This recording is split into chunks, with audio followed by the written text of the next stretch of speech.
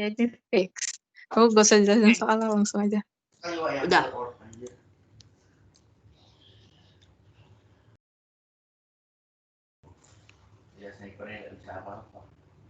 Udah El, ngomong aja. Oke.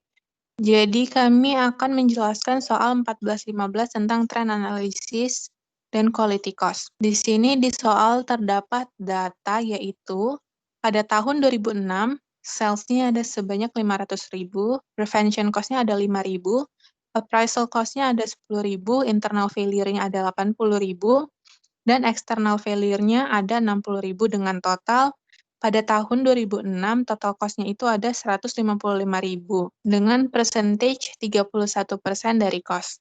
Lalu pada 2007 sales-nya terdapat 600.000, prevention cost-nya ada 25.000, appraisal cost-nya ada 15.000, internal value cost-nya ada 60.000, external value cost-nya ada 50.000, dan dengan total quality cost-nya itu 150.000.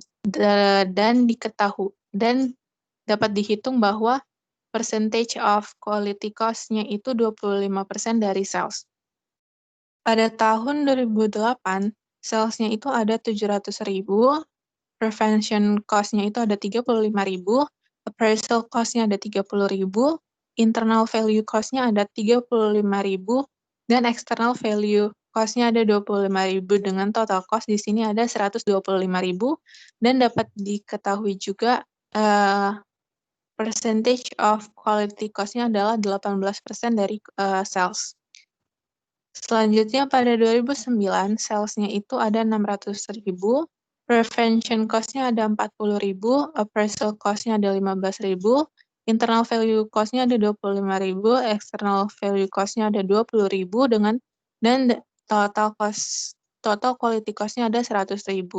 Dapat dihitung percentage of quality cost-nya 17% dari sales. Dan yang terakhir adalah tahun 2010, yaitu terdapat data sales sebanyak 500.000, prevention cost sebanyak 50.000, appraisal cost-nya ada 5.000, internal value-nya ada 12.000, dan external value-nya ada 8.000.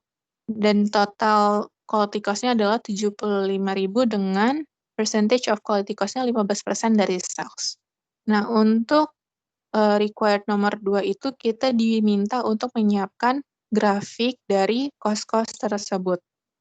Dapat kita lihat pada tahun 2006 itu prevention cost-nya ada 3% dari total quality cost, appraisal-nya ada 6% dari total quality cost, dan internal value-nya ada 52% dari total quality cost, dan terakhir external value-nya ada 39% dari total quality cost. Dibandingkan dengan 2007, prevention cost-nya ada sebanyak 17%, ada peningkatannya. Dan untuk appraisal cost-nya adalah 10%, internal value cost-nya ada 40%, dan external value cost-nya ada 33%. Dibandingkan 2006 dan 2007, terdapat peningkatan percentage of quality cost-nya.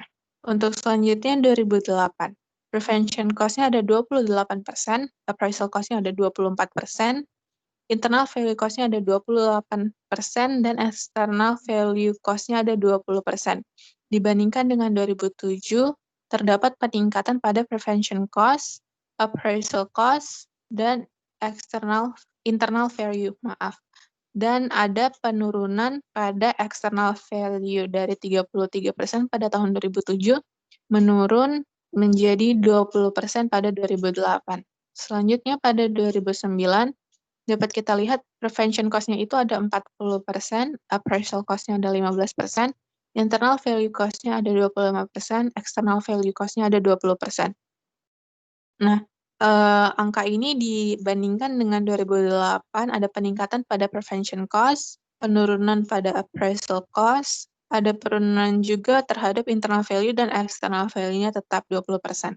Nah, yang terakhir kita bandingkan dengan 2010, yaitu prevention cost-nya ada 67%, appraisal cost-nya ada 7%, internal value cost-nya ada 16%, external value cost-nya ada 11%.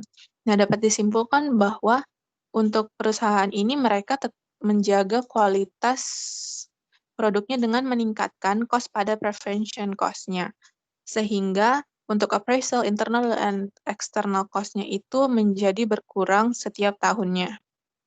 Untuk soal nomor 3, menggunakan data 2006 yang kita anggap itu merupakan cost variabel, maka hitunglah profit yang didapatkan pada tahun 2019 dan 2010 juga. Nah, pada tahun 2006 profitnya ada 345.000, 2009 ada 450.000, dan 2010 yang terakhir ada 575.000. Dengan cost budgeting yang mereka buat itu dapat kita simpulkan bahwa profit tiap tahunnya itu menjadi meningkat ya. Berarti dia menyewa konsultan di 2007 itu bermanfaat bagi perusahaannya sehingga profit perusahaan meningkat. Jadi sekian untuk penjelasan soal nomor 14-15. Terima kasih.